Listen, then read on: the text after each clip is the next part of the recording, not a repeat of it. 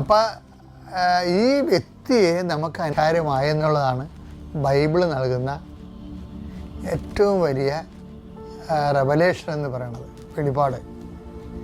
അപ്പം ഈശോ തന്നെ പറഞ്ഞല്ലേ വ്യക്തി എന്ന് പറഞ്ഞാൽ ആരാണ്?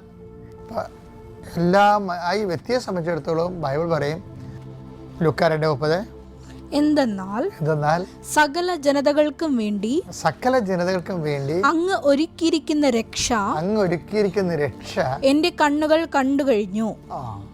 അപ്പൊ രക്ഷ എന്ന് പറഞ്ഞാൽ ആരാണ്? ക്രിസ്തുവാണ്.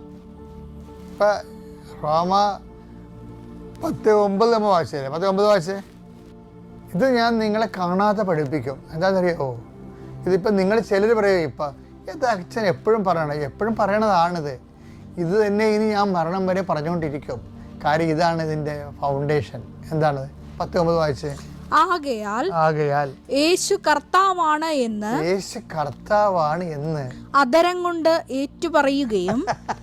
അപ്പോൾ ആരാണ് യേശു? യേശു എന്ന് പറഞ്ഞ കർത്താവ് എന്ന് വെച്ച് കഴിഞ്ഞാൽ യേശു കർത്താവാണെന്ന് ആദരം കൊണ്ട് ഏറ്റുപറയുകയും ദൈവം അവനെ മരിച്ചവരിൽ നിന്ന് ഉയർപ്പിച്ചു എന്ന്